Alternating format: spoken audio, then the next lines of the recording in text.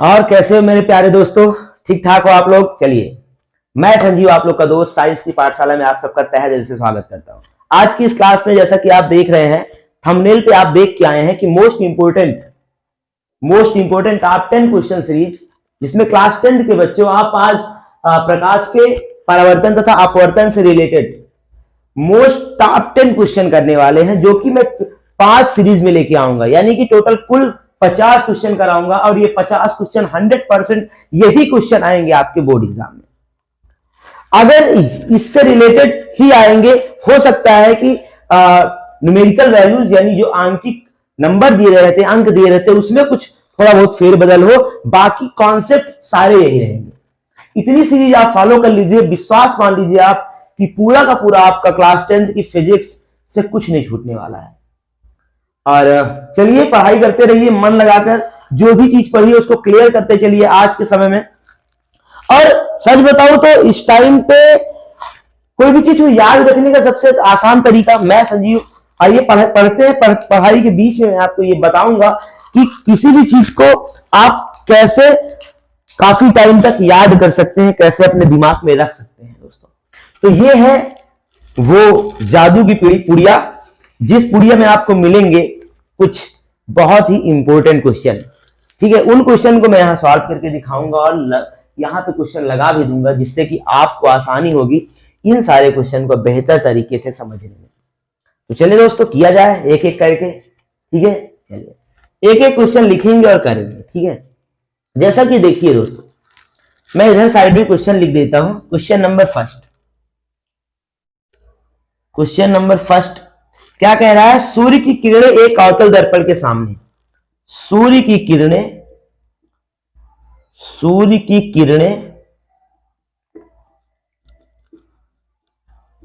एक अवतल दर्पण के सामने, अवतल दर्पण के सामने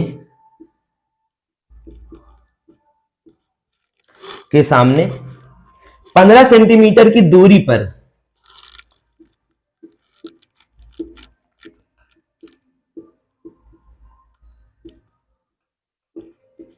15 सेंटीमीटर की दूरी पर अभिसरित होती हैं, अभिसरित होती हैं। एक वस्तु को कहां रखा जाना चाहिए? एक वस्तु को कहां रखा जाना चाहिए?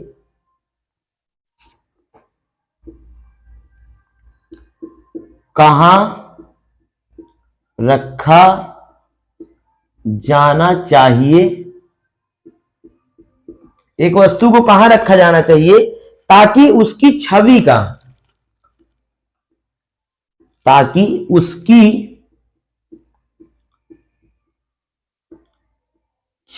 का आकार वस्तु के आकार के बराबर है। छवि का आकार वस्तु के आकार के बराबर हो। चलिए, ये क्वेश्चन। ठीक है, अच्छा देखो बेटा, ये क्वेश्चन में क्या कह रहा है, ध्यान समझिए। कह रहा है कि सूर्य की किरणें एक अवतल दर्पण के सामने। बेटा पहले हम एक अवतल दर्पण बना लेते हैं। ये क्या है? एक अवतल दर्पण है, जिसमें कि पीछे साइड पॉलिश होती है और ये आगे वाला तल परावर्तक तल होता है। ठीक है, ध्यान समझिए, इसको बोलते हैं अवतल दर्पण। ठीक, हमको पता है कि इसको बोलते हैं बेटा पोल ऑफ मिरर पी, यानी कि ध्रुव बोलते हैं। और यहां कहीं होता है इसका फोकस और यहां कहीं होता है वक्रता केंद्र। इनको मिलाने वाली जो रेखा होती है इसको बोलते हैं मुख्य अक्ष। ठीक है, चलिए सबसे पहले हमने जो प्रतिबिंब बनने का नियम में देखा था कि बेटा सुनिएगा, यहां पर कह रहा है कि सूर्य की किरणें एक अवतल दर्पण के सामने 15 सेंटीमीटर दूरी पर अभिसरित होती हैं। मतलब 15 सेंटीमीटर की दूरी पर कोई सूर्य की किरण अपसरित होती है। हमको इससे मतलब नहीं है बेटा। ठीक है, न्यूमेरिकल वैल्यू यहां पे केवल आपको कंफ्यूज करने के लिए लाया है। बोल क्या रहा है? एक वस्तु कहां रखा जाना चाहिए ताकि उसकी छवि का आकार वस्तु के आकार के बराबर बने।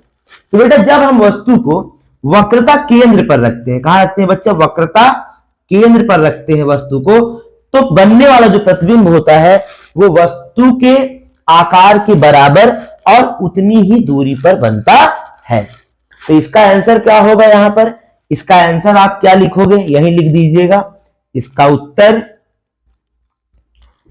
कि यदि वस्तु को अवतल दर्पण के सामने वक्रता केंद्र पर रखें तो बनने वाला प्रतिबिंब वस्तु के आकार के बराबर बनेगा। ठीक, नोट कर लीजिए। ये क्वेश्चन रहा पहला आपका। चलिए आइए बेटा दूसरा क्वेश्चन करते हैं। क्या कह रहा है दूसरा क्वेश्चन?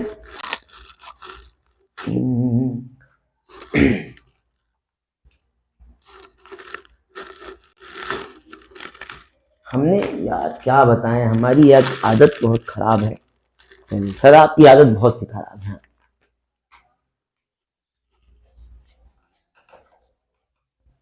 चलो दूसरा क्वेश्चन करें बेटा। क्वेश्चन नंबर दूसरा लेते हैं। देखो क्या कह रहा है, आप दर्पण से कितनी भी दूरी खड़े हो, आप दर्पण से कितनी भी दूर खड़े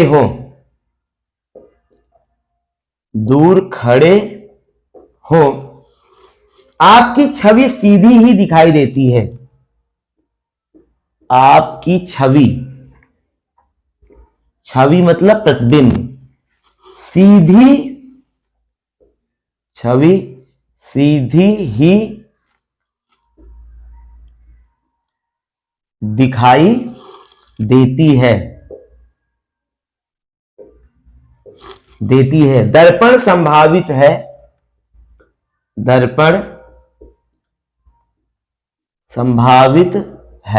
चल ये क्वेश्चन है, बहुत ही अच्छा क्वेश्चन। देखो क्या कह रहा है कि आप दर्पण से कितनी भी दूरी पे खड़े हो आपकी छवि सीधी ही दिखाई देती है। दर्पण संभावित है मतलब दर्पण कौन सा है? बेटा सुनिएगा मेरी बात।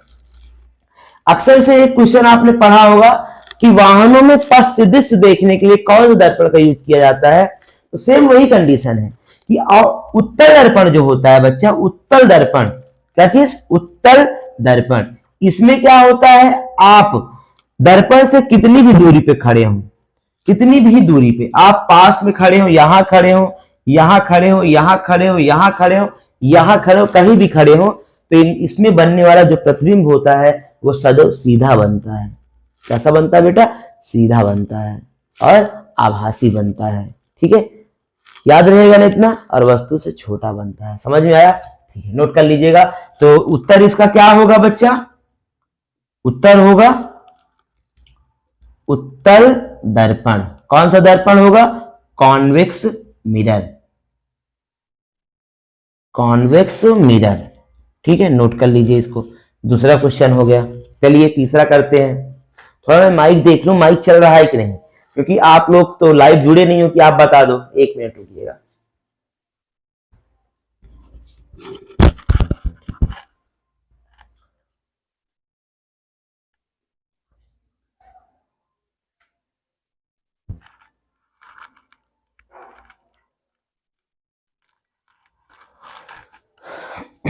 चल, दुखती रग पर उंगली रखकर पूछ रही हो कैसे हो। दुखती रग पर उंगली रखकर पूछ रही हो कैसे हो। तुमसे ये उम्मीद नहीं थी, दुनिया चाहे जैसी हो। एक स्पेशल वन होता है जो कि वास्तव में सबसे ज्यादा परेशान वही करता है।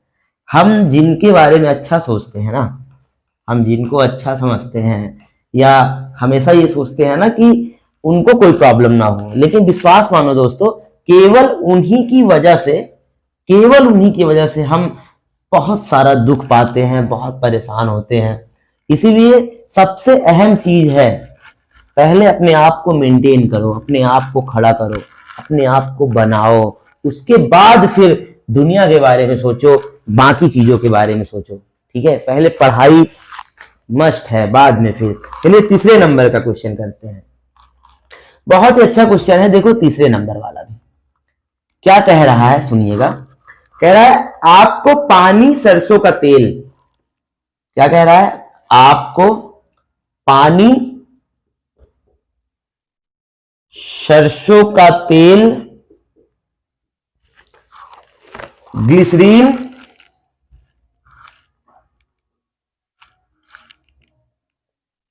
ग्लिसरीन और मिट्टी का तेल, और मिट्टी का तेल, इनमें से किस माध्यम में, इनमें से किन माध्यम में एक ही कोण पर, माध्यम में एक ही कोण पर तिरछी आपतित प्रकाश की किरण, तिरछी आपतित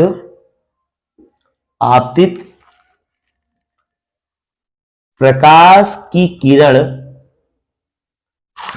किरण सबसे अधिक झुकेगी, सबसे अधिक झुकेगी,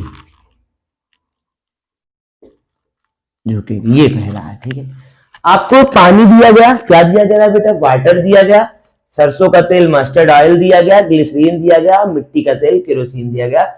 आपसे पूछ रहा है, आइए देखते हैं इसको। देखो बेटा, ये मान के चलो एक मीडियम है, ठीक है, यहां पे एयर का मीडियम है। हम सबसे पहले वाटर ले लेते हैं, ठीक है। उसके बाद एक मीडियम ये लिए, मान लो ये एयर का मीडियम है, और ये मस्टर्ड ऑयल यानी कि सरसों के तेल का मीडियम। एक ये हमने मीडियम लिया, ये एयर का हो गया और ये ग्लिसरीन का हो गया। ठीक है, अच्छा एक यहां पे ले लेते हैं, ये किसका, केरोसिन का, और ये एयर का। मेरी बात सुनिएगा आराम से। आप लोगों ने एक कंडीशन पढ़ी होगी कि ये एक फर्स्ट मीडियम है और एक सेकंड मीडियम है। ठीक है, ये कैसा मीडियम बेटा, सेकंड मीडियम। ठीक है, जब कोई प्रकाश की किरण, जैसे ये कोई प्रकाश की किरण है, ये यहां पे आई, तो इस पे हम यहां पे ये आपतित हुई हीट की, उसी के परपेंडिकुलर हम क्या खींच देते हैं बच्चे, अभिलंब खींच देते हैं। हम देखते हैं अगर ये कोण आई है, आपतन कोण एंगल, ठीक है, जाना चाहिए इसको ऐसे, लेकिन होता क्या है बच्चा, एक कंडीशन, जैसे मान लो ये एयर का मीडियम है और ये कोई एनी मीडियम, कोई भी मीडियम हो, जो कि अगर ये बच्चा विरल है, ठीक है, तो ये कैसा होगा, सघन होगा।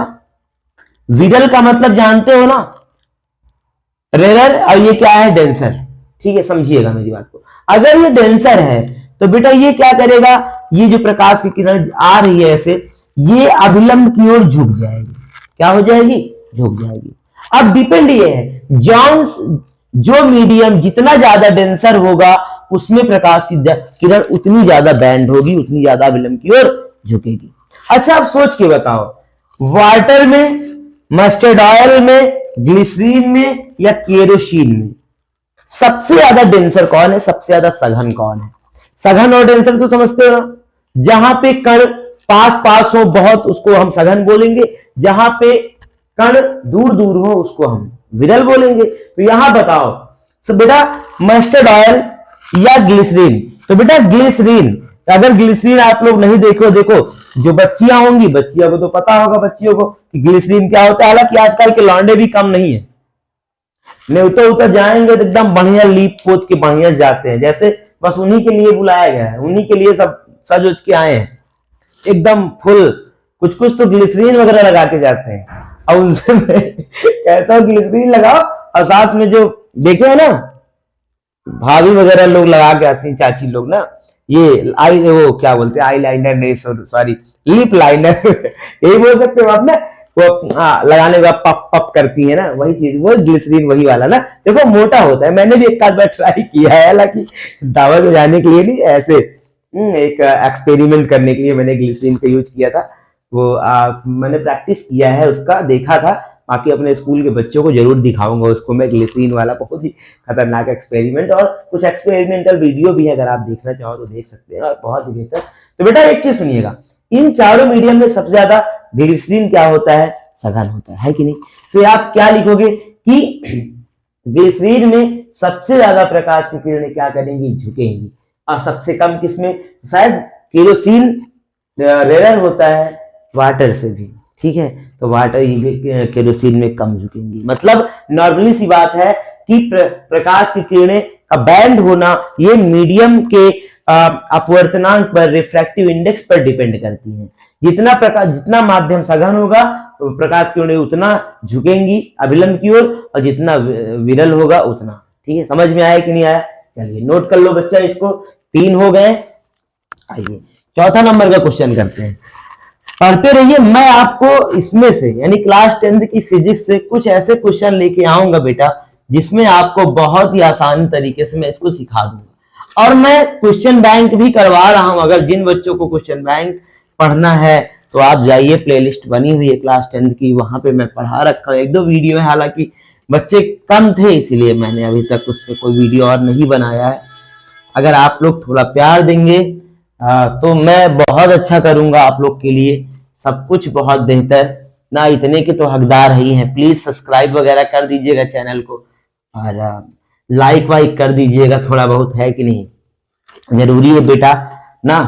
तो पढ़ते रहिए और मन लगाकर, हमारी यही वो है कि आपका बेहतर से बेहतर नंबर आए बच्चा, क्योंकि स्कूल है ये, स्कूल आपका ये प्रथम पड़ाव है। मैं क्लास 10th के बच्चों से कह देना चाहता हूं, ये आपके जीवन का प्रथम पड़ाव है, और पहला पड़ाव कहते हैं ना कि हलवाई की पहली जलेबी भट्टी के लिए, है ना। तो आप वो काम मत करिएगा, आप ना, आप मतलब आपका प्रथम पड़ाव है, इसको भट्टी के जैसे नहीं, इसको बेहतर बनाओ, यही एक प्रथम पड़ाव। कहते हैं ना, प्रथम कदम अगर अच्छे से पड़ा तो पूरे कदम बहुत अच्छे चलते हैं। तो क्लास 10 में फाड़ के रख दो मेरे बच्चों, बहुत बेहतर करो, एक बेहतर मार्क्स लेके आओ, जिससे कि आपकी सफलता की राह में ये आपका सहारा बने, और आप उन ऊंचाइयों को छुओ जिन ऊंचाइयों के लिए आपके मम्मी पापा घर वाले सब आस लगाए बैठे हैं बच्चा, ठीक है, मन लगा के। चलिए अब करते हैं हम लोग, 3 हो गया, चौथे नंबर का क्वेश्चन, ठीक है।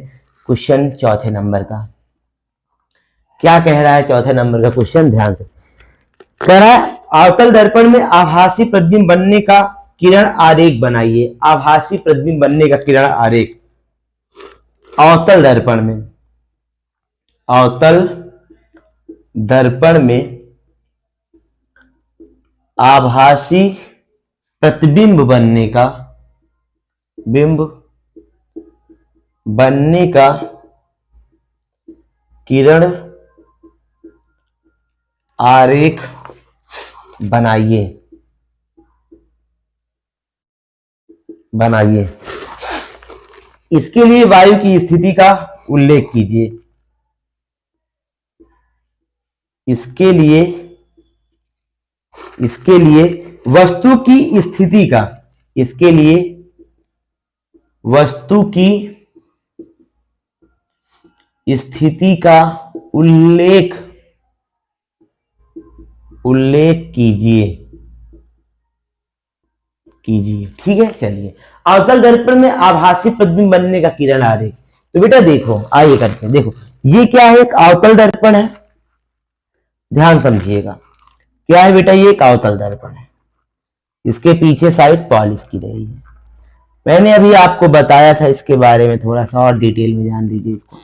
ये है P यानी कि ध्रुव, ठीक, यहां पे इसका फोकस होता है बच्चा, ये वक्रता केंद्र है ना।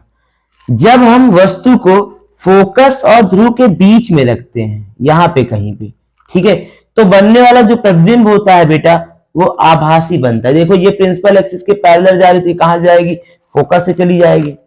दूसरी किरण किरण अगर हम लेके जाएं कहां से, वक्रता केंद्र से बेटा, ठीक, तो वक्रता केंद्र से जाने वाली प्रकाश की किरणें अपने माध्यम में वापस लौट जाती हैं ये, ठीक है। अगर हम देखो ये दोनों एक दूसरे से दूर जा रही हैं, मतलब ये कहां दूर हट रही है, तो ये कहीं नहीं काटेंगी। इनको हम थोड़ा पीछे लेके जाएं बच्चा यहाँ पे, तो हम देखेंगे, देखो ये दर्पण के पीछे यहाँ पे काट रही है, और कैसा बन रहा है प्रतिबिंब, आभासी बन रहा है ना, आभासी, ठीक, आभासी सीधा और वस्तु से बड़ा बनेगा। समझ में आया कि नहीं आया ये, ठीक है। वस्तु कहाँ रखेंगे हम लोग, फोकस और ध्रुव के बीच में। चलिए चौथे नंबर का क्वेश्चन हो गया, पांचवा नंबर करते हैं। पांचवा नंबर का क्वेश्चन कह रहा है प्रकाश के परावर्तन को समझाइए व नियम को समझाइए। प्रकाश के परावर्तन, प्रकाश के परावर्तन, देखो प्रकाश का परावर्तन क्या होता है बच्चा, आइए ये समझते हैं। देखो होता क्या है कि प्रकाश के परावर्तन के लिए बच्चा एक मीडियम होना बहुत जरूरी है, जिसमें कि एक सरफेस होना जिसमें कि पॉलिश की गई हो। एक तरफ हम लोग पारे या गहरे रंग से इसमें पॉलिश कर देते हैं, ठीक है, जिससे कि प्रकाश इधर उधर ना जा पाए। इसको बोलते हैं परावर्तक तल, परावर्तक तल बोलेंगे, ठीक है। ये क्या किया गया है, ये पॉलिश किया गया है, ठीक, समझना मेरी बात को आराम से। यहां क्या होता है बच्चा, हमने एक प्रकाश की किरण को हिट कराया, यहाँ पे ये आई, ठीक है। जहां पे हिट की बेटा इसी के लंबवत हमने क्या खींच दिया, एक अभिलंब खींच दिया, इसको बोलते हैं नॉर्मल। और ये आने वाली किरण को आपतित किरण बोलेंगे, आपतित किरण बोलेंगे, इसको इंसिडेंट रे बोलते हैं इंग्लिश में, ठीक है। यहां पे बनने वाला एंगल आपतन कोण है, इसको आई से रिप्रेजेंट करते हैं।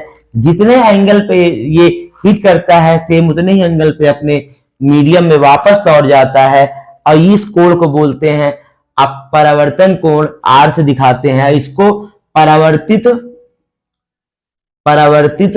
किरण बोलते हैं रिफ्लेक्टेड रे, यानी कि ये रिफ्लेक्टेड रे आर आर। समझ में आया कि नहीं, क्या बोलेंगे सुनिएगा, लिख लीजिएगा आप लोग इसकी परिभाषा, कि जब कोई प्रकाश की किरण किसी समतल पृष्ठ पे टकराती है, तो टकराने के बाद जितने कोण पे टकराती है उतने ही कोण पे पुनः अपने ही माध्यम में वापस लौट जाती है। प्रकाश के वापस लौटने की इसी घटना को प्रकाश का परावर्तन कहते हैं। आई बात समझ में। देखो इसके दो नियम होते हैं बच्चा, परावर्तन के नियम, परावर्तन के नियम, परावर्तन के दो नियम होते हैं बच्चा, आओ समझते हैं हम लोग।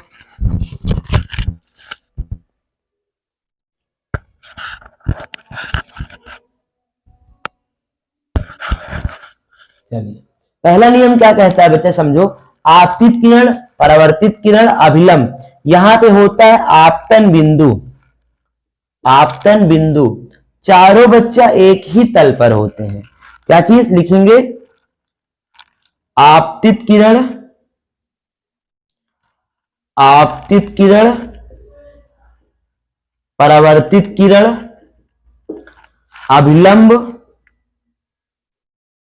अभिलंब व आपतन बिंदु, आपतन बिंदु चारों एक ही तल पर होते हैं, चारों एक ही तल पर होते हैं। और दूसरा क्या होता है बच्चा, आपतन कोण आई, आपतन कोण आई सदैव परावर्तन कोण, परावर्तन कोण आर के बराबर होता है, के बराबर होता है। यानी कोण I is always equal to कोण आर, एंगल आर, ठीक है, नोट कर लीजिए। ये हुआ प्रकाश का परावर्तन। चलिए छठवें नंबर का क्वेश्चन करते हैं बेटा। 15 सेंटीमीटर फोकस दूरी वाले, 15 सेंटीमीटर फोकस दूरी वाले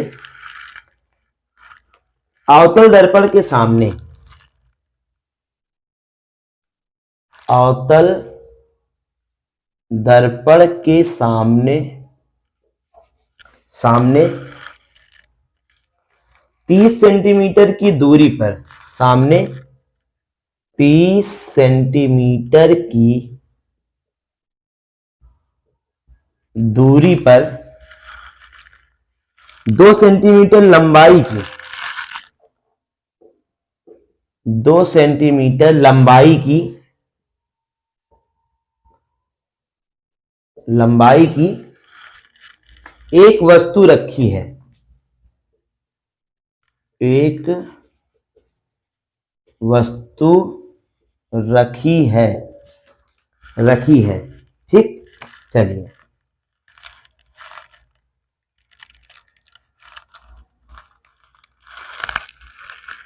वस्तु रखी है। चलिए, ये क्वेश्चन क्या है, 15 सेंटीमीटर फोकस दूरी वाले। देखो फोकस दूरी दे रखा है 15 सेंटीमीटर। बेटा अवतल दर्पण है तो इससे फोकस दूरी माइनस में होती है। सामने 30 सेंटीमीटर दूरी पर 2 सेंटीमीटर लंबाई की एक वस्तु रखी है, यू का मान माइनस का 30 सेंटीमीटर और इसकी लंबाई यानी ओ का मान दे रखा है 2 सेंटीमीटर, एक वस्तु रखी। आपसे कह रहा है प्रतिबिंब की स्थिति कहां होगी और उसका आकार बताना है, ठीक है। v का मान और इसमें I का मान आपसे पूछ रहा है, दो चीज। सबसे पहले फोकस दूरी वाला फार्मूला लगा, 1/f बराबर 1/v प्लस का 1/u, ठीक।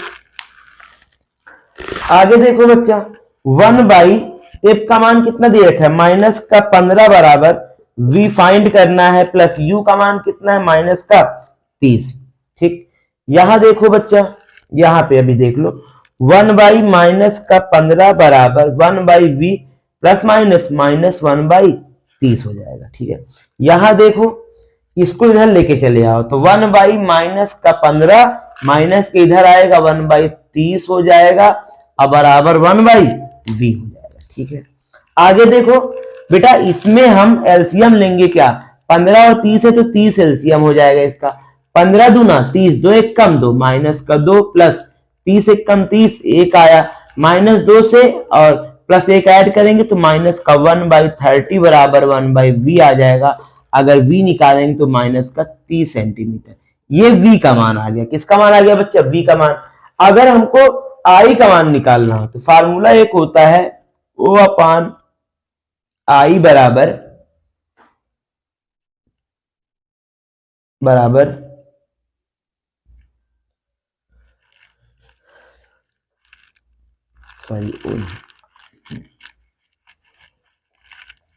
I/O बराबर माइनस का V/U, ठीक।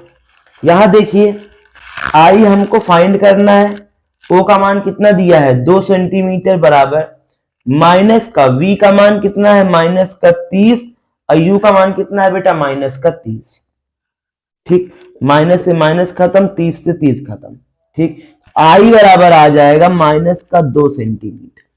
ये I का मान आ गया। नोट कर लीजिए बेटा इसको इतना। ये रहा छठवां क्वेश्चन आपका। इधर खत्म कर देते हैं कि सातवां वाला, मतलब 10 क्वेश्चन कराएंगे आपको इसमें, और 10 क्वेश्चन बहुत अच्छे क्वेश्चन जो कि आपके बोर्ड एग्जाम में ऐसे ही क्वेश्चन आएंगे। देखिए बोर्ड वगैरह में ना तो बहुत टफ क्वेश्चन आते हैं ना तो बहुत आसान क्वेश्चन आते हैं, ठीक है। ऐसे क्वेश्चन आते हैं जो कि आप थोड़ा सा दिमाग लगा के कर सको, और अगर पढ़े हो तो कर लोगे, नहीं पढ़े हो तो चाहे आसान आए चाहे टफ आए नहीं कर पाओगे, है कि नहीं। एक दो क्वेश्चन ऐसे भी होते हैं, कुछ क्वेश्चन बहुत टफ होते हैं थोड़ा सा, लेकिन याद रखिएगा क्लास 10th में इतना टफ पेपर नहीं बनाते हैं। बस ये समझ लो कि जो बच्चा ढंग से पढ़ा है वो कैसा भी क्वेश्चन कर लेगा, और जिसने थोड़ा भी नहीं पढ़ा उसके लिए टफ क्या और आसान क्या, है कि नहीं। चलिए अब कौन सा नंबर का था, छठवां।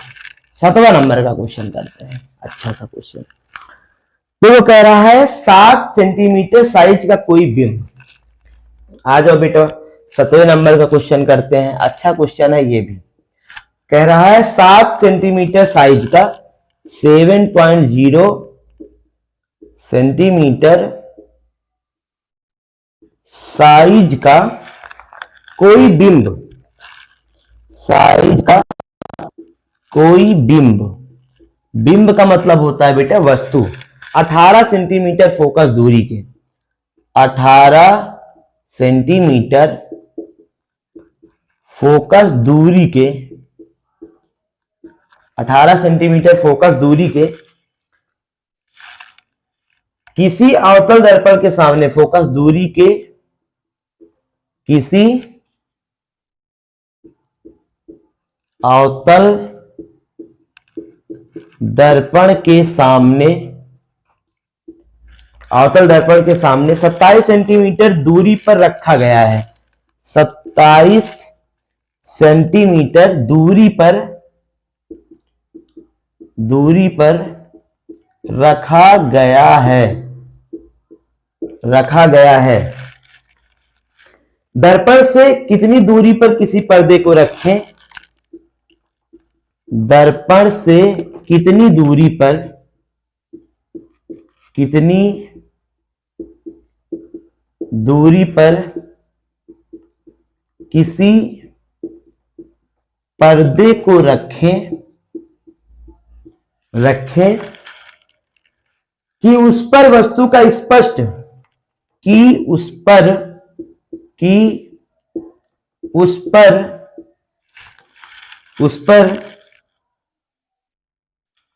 वस्तु का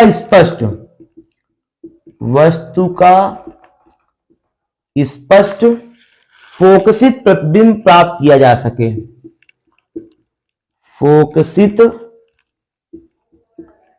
प्रतिबिंब प्राप्त किया जा सके,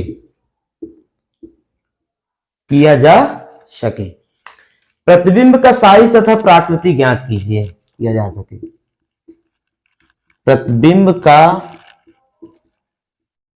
साइज तथा प्राकृति ज्ञात कीजिए, प्राकृति ज्ञात कीजिए, चलिए ये क्वेश्चन है आपका 7वां नंबर। देखो बड़ा सा क्वेश्चन है ना, है बहुत सिंपल, है तो बड़ा सा लेकिन है बेटा बहुत सिंपल। चलिए करते हैं इसको। देखो क्या कह रहा है, 7 सेंटीमीटर साइज का कोई बिंब, यानी वस्तु का आकार जो है ओ का मान वो 7.0 सेंटीमीटर है, 18 सेंटीमीटर फोकस दूरी के किसी अवतल दर्पण के सामने, अवतल दर्पण है कितना 18 सेंटीमीटर, माइनस मिलेंगे, किसी अवतल दर्पण के सामने 27 सेंटीमीटर दूरी पर रखा गया है, u का मान है बेटा माइनस का 27 सेंटीमीटर, ठीक रखा गया है। दर्पण से कितनी दूरी पर किसी पर्दे को रखें कि उस पर वस्तु का स्पष्ट फोकसित प्रतिबिंब प्राप्त किया जा सके। कह रहा है पर्दे को कितना दूरी पे रखें, यानी जो प्रतिबिंब बनेगा, प्रतिबिंब की दूरी पूछ रहा है। तो प्रतिबिंब का साइज तथा प्राकृति ज्ञात करना है, साइज बताना है बच्चा, और प्राकृति यानी इसका नेचर भी आपको बताना है कि कितना है, क्या है, ठीक है, प्राकृति भी बताना है। चलिए करते हैं इसको। चलो क्या करेंगे बच्चा, यहां पे समझो। सबसे पहले हम सूत्र लगाते हैं, कौन सा, फोकस दूरी का। 1/f बराबर 1/v प्लस का 1/u होता है दर्पण के लिए, है ना। तो 1/f की वैल्यू कितना, माइनस का 18 बराबर v हमको फाइंड करना है, प्लस u की वैल्यू कितना रख दे बच्चा, माइनस का 27, है ना। यह देखो 1/-18 बराबर 1/v प्लस माइनस माइनस 1/ कितना हुआ 27। इसको इधर लेके चले आए बेटा तो आएगा 1/18 माइनस का 27 बराबर 1/v। यहां देखिए, यहां पे बच्चा इसको करेंगे तो 1/-18 माइनस 1/27 बराबर 1/v। ये एलसीएम लेने कितना आएगा, 27 और 18 का एलसीएम निकाल लीजिए आप लोग। 27 और 18 का एलसीएम बेटा 2 से काट दो तो 27 कटेगा नहीं, 2 9 18, फिर 3 से 3 9 27, 3 3 9, फिर 3 से 3 3 9, 3 1 कम 3, फिर 3 से 1 ही, 2 3 6 3 18 3 54, यानी 54 54 इसका एलसीएम आएगा। 18 3 54, 3 1 के 3 आया बच्चा। फिर देखो यहाँ पे, अच्छा ये माइनस में था, इधर आएगा प्लस में होगा, सॉरी हमने। अब देखो 27 27 दूनी का 54 होता है, तो 2 एक कम 2, ठीक है। -3 से 2 घटाओगे तो -1/54 बराबर 1/v आएगा। क्रॉस मल्टीप्लाई कर दो बेटा तो v बराबर -54 सेंटीमीटर आ गया। ये v का मान हो गया। किसका मान आ गया बच्चा? v का मान आ गया। अभी देखो क्या कह रहा है ये। अब कह रहा है इसका साइज तथा प्रकृति ज्ञात कीजिए। साइज के लिए हमको पता है एक फार्मूला होता है रेखीय वर्धन का, m बराबर I/O बराबर माइनस का v/u। इसको देखो कहीं कहीं यही फार्मूला इस फॉर्म में लिखा रहता है, H2/H1 बराबर माइनस का v/, इस फॉर्म में, ठीक है। आई निकाल लेते हैं इसको। आई की वैल्यू हमको नहीं पता, हमको फाइंड करना है। ओ की वैल्यू देखो दे रखा है 7 बराबर माइनस v अभी निकाले हो माइनस का 54 बटे u की वैल्यू कितनी है बच्चा? माइनस का 27। माइनस से माइनस काट दो, है ना। अब देखो क्या करोगे बच्चा इसको। 27 दूनी का 54, कितना आया? 2 आया, है ना। तो आई निकालेंगे, इधर चला जाएगा 27 दूनी का 54 और ये 7 दूनी 14 आ गया। आई का मान कितना आ गया? 14 सेंटीमीटर। नोट कर लीजिए ये सवाल आपका 7वें नंबर का। अच्छा लग रहा होगा। अगर प्लीज ये कंटेंट आपके लिए कुछ इंफॉर्मेबल है तो प्लीज इस चैनल को सब्सक्राइब कर लीजिए और अभी लाइक कर दीजिए प्लीज दोस्तों।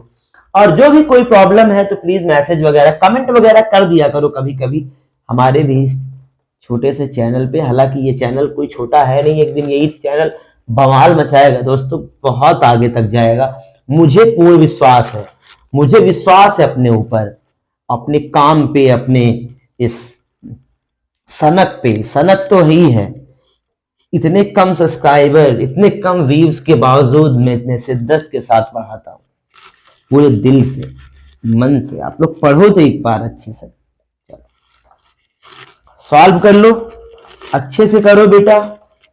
चलो अभी आप क्वेश्चन 7वां देखे हैं। अब 8वें नंबर की बारी। प्रकाश के अपवर्तन को समझाते हुए स्नेल के नियम को समझाइए। बेटा बहुत ही अच्छा चीज है ये, अपवर्तन भी पढ़ लेते हैं। मतलब आप लोग इसी सेशन में यानी इसी टॉप 10 क्वेश्चन में उन सारे क्वेश्चन के बारे में समझ चुके हैं जो इस पूरे चैप्टर की आत्मा है, साउल, यानी कि सब कुछ तो यही है यार। मतलब आप सोच के देखो कि हमको कितना कुछ मिल रहा है यहाँ पे, एक बेसिक इंफॉर्मेशन से लेके वो सारे क्वेश्चन जो कि अच्छे क्वेश्चन कहे जाते हैं क्लास 10th के लेवल के हिसाब से। सोच के देखो, हम केवल एक छोटी सी एक टॉप 10 क्वेश्चन की सीरीज, मतलब केवल 10 क्वेश्चन की सीरीज पे हम इतना कुछ सारी चीजें डिस्कस कर रहे हैं। इतना तो पूरी किताब पढ़ के कभी कभी नहीं आता है कि नहीं। तो चलो आ जाओ फिर 8वें नंबर का क्वेश्चन क्या कह रहा है। प्रकाश के अपवर्तन को समझाइए। अपवर्तन को समझाना है। प्रकाश का अपवर्तन क्या होता है बच्चा? अपवर्तन रिफ्रैक्शन क्या होता है समझो।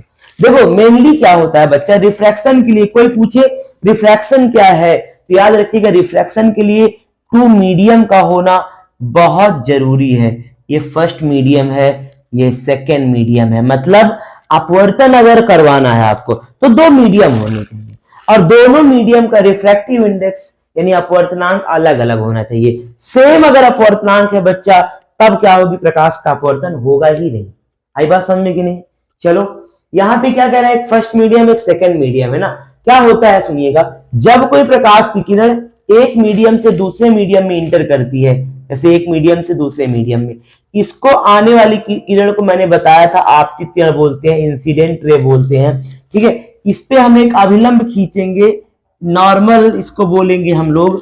क्या बोलेंगे बच्चा? नॉर्मल बोलेंगे इसको। थोड़ा सा अच्छे से खींचते हैं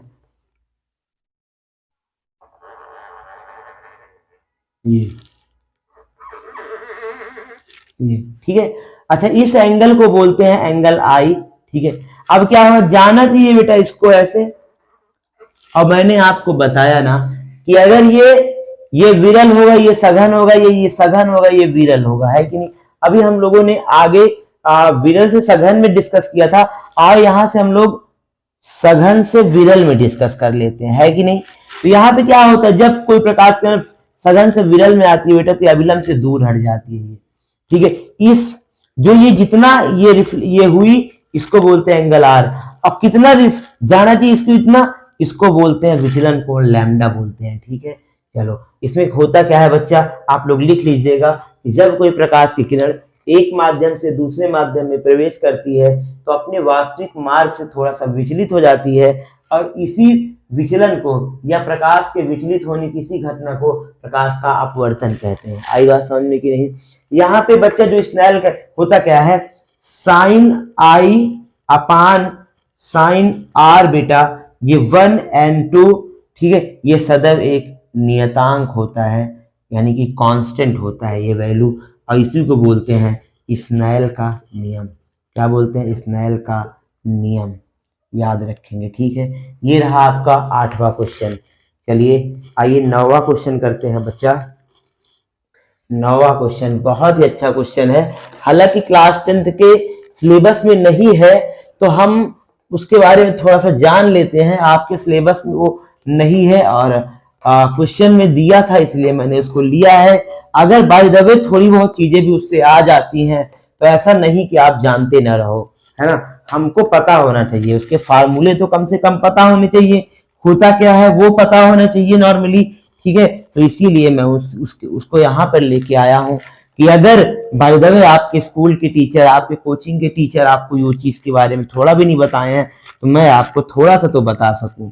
ये मैं भी कहीं ना कहीं आपके जीवन में कुछ ना कुछ तो अहम भूमिका रखता ही हूँ। मैं भी तो आपका टीचर ही हूँ किसी ना किसी माध्यम से। ठीक है, और ये तो बहुत बड़ा मीडियम है कि बेटा हमारा और आपका जुड़ाव केवल एजुकेशन है, केवल पढ़ाई है, ना तो हमको आपसे कोई फीस लेनी है, ना तो बच्चा आपको हम रोक सकते हैं, ना तो हम आपको पीट सकते हैं। वैसे मेरा नेचर है नहीं, बच्चों को पीटता तो कम हूँ, जब पीटता हूँ तो अच्छे से पीटता हूँ, मतलब ढंग से पीटता हूँ, फिर ऐसे तो पीटता उठता कभी नहीं बच्चों को। मैं अपने बहुत प्यार करता हूँ अपने बच्चों को, हाँ, क्योंकि उन्हीं से तो हमारा आधार है। हम बच्चों से हैं बेटा, बच्चों से, बच्चे हैं तो हम हैं, बच्चे नहीं रहेंगे तो हमारा अस्तित्व तो खत्म हो जाएगा। हम टीचर हैं, टीचर की आत्मा होते हैं बच्चे, अध्यापकों की आत्मा होते हैं, आत्मा हमारी, आप लोग आत्मा हो, जान हो, कहते हैं ना आप हमारी जान हो, सही मायने में आप हमारी जान हो, ना आप हो, सॉरी, आप हमारी जान हो, कोई भी आएंगे उसमें। और सच बताऊं तो जो सुकून मिलता है ना आप लोग को पढ़ा के, बच्चों को पढ़ा के सुकून मिलता है ना, सच में वो कहीं नहीं है। थोड़ी सी प्रॉब्लम हो जाती है, फाइनेंशियल प्रॉब्लम आ जाती है कहीं ना कहीं, और कैसे ना आ जाए, आप समझो हम लोग जहाँ पढ़ाते हैं वो एक ग्रामीण क्षेत्र के स्कूल होते हैं, है ना, जहाँ पे क्या होता है, बच्चे काफी ऐसे घर से आते हैं जिनके पास फीस देने की भी कंडीशन बहुत अच्छी नहीं होती है, पापा, उनके भाई साहब, ऐसे लोग छोटा मोटा काम करते हैं और घर चलाते हैं, तो उनके पास इतनी ज्यादा स्कूल की फीस नहीं होती है बच्चा कि हम लोग को बहुत बेहतर पेमेंट वगैरह मिल सके। लेकिन उसके बावजूद भी याद रखिएगा, मेरा नाम संजीव कुमार है, संजीव कुमार पाल है। मैं आपके आसपास के 1-2 स्कूलों में पढ़ाता हूँ नॉर्मली 4-4 पीरियड करके, तो ठीक ठाक मिल जाता है थोड़ा बहुत। लेकिन आप कहीं पूछिएगा, हम प्राइवेट टीचर हैं और सही कहा जाता है कि कम पैसे वाले टीचर हैं, कम पैसा लेते हैं, लेकिन याद रखिएगा वो जो 45-50 हजार, 54 हजार, 60 हजार पाने वाले टीचर हैं उनसे कम नहीं है। हम पढ़ाने में, एजुकेशन शिक्षा देने में उनसे कम नहीं है। अपने बच्चे को वो सारी चीज सिखाते हैं जो चीज जरूरत पड़ती है। कभी कभी खुद के पैसे खर्च करके हम वो चीज लेके जाते हैं अपने बच्चों को बताने के लिए कि हम जो चीज, याद रखिएगा केवल 2 ही पर्सन ऐसे हैं जो आपके बारे में सोचेंगे, केवल 2 पर्सन पूरे यूनिवर्स में बेटा, केवल 2 पर्सन, एक आपके जनक, आपके पापा, और एक आपका अध्यापक।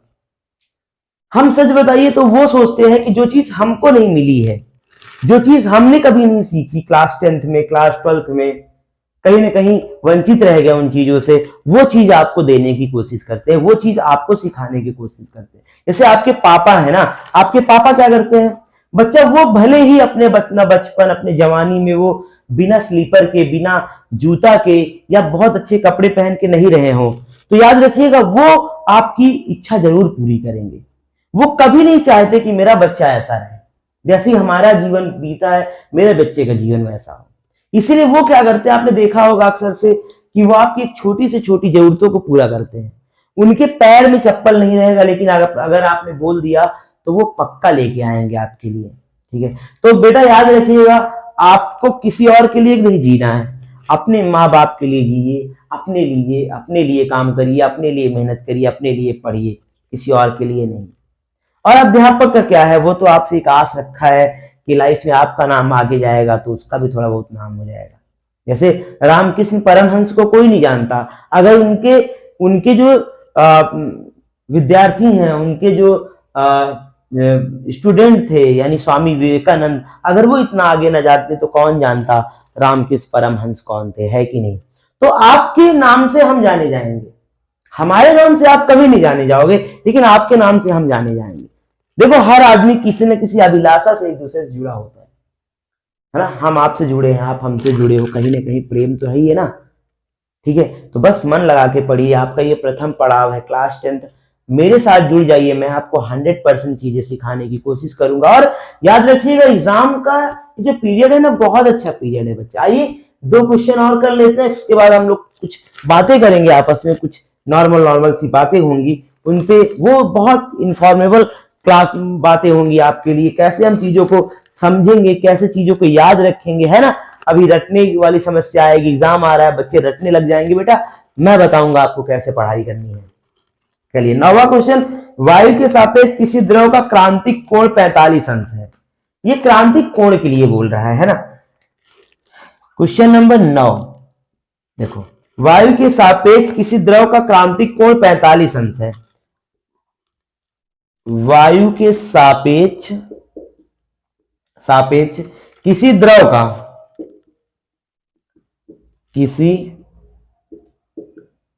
का क्रांतिक कोण, क्रिटिकल एंगल बोलते हैं बेटा इसको, क्रांतिक कोण 45 अंश है। उस द्रव का अपवर्तनांक ज्ञात कीजिए। उस द्रव का अपवर्तनांक ज्ञात कीजिए। ठीक है, चलिए क्रांतिक कोण क्या होता है बेटा, देखो क्रिटिकल एंगल, इसको हम लोग लिखते हैं बच्चा n बराबर 1/sin c होता है ये क्रिटिकल एंगल। ठीक है, क्रांतिक कोण, यहां पे देखो क्या कह रहा है, वायु के सापेक्ष किसी क्रांतिक कोण 45 अंश है, यानी n बराबर 1/sin 45 अंश है ना। और sin 45 का मान तो आप जानते हो 1/√2 होता है ना, 1/1/√2। ठीक है, इसको ऊपर लेके जाएं बच्चा तो ये n का मान √2, ये इसका अपवर्तनांक हो जाएगा, क्रांतिक कोण, ये क्रांतिक कोण आ गया। चलिए 10वां क्वेश्चन यहीं पे डिस्कस कर लेते हैं। इसमें पूछ रहा है रेखीय आवर्धन किसे कहते हैं। रेखीय आवर्धन के बारे में समझ लो आप। इसको बोलते हैं लीनियर मैग्निफिकेशन। क्या बोलते हैं बेटा, linear magnification. Linear magnification, linear magnification. ठीक, ये क्या कहे, होता क्या है बेटा, इसको हम m से रिप्रेजेंट करते हैं, कैपिटल m से इसको रिप्रेजेंट करते हैं। और m बराबर होता है I/O। क्या होता है, I/O, यानी बोलेंगे प्रतिबिंब की लंबाई और वस्तु के लंबाई के अनुपात को रेखीय आवर्धन कहते हैं। आई बात समझ में। इसको होता है इसका फार्मूला, पूरा फार्मूला क्या होता है बच्चा, m बराबर I/O बराबर माइनस का V/U, ये होता है रेखीय आवर्धन का फार्मूला। ठीक है, बाकी आपको यही बताना है कि क्या बोलेंगे आप, प्रतिबिंब की लंबाई और वस्तु की लंबाई के अनुपात को रेखीय आवर्धन कहते हैं। समझ में आया कि नहीं आया नॉर्मली। ठीक है, ये आज की क्लास रही आपके लिए, क्लास 10th के बच्चों, और मन लगा के पढ़िए।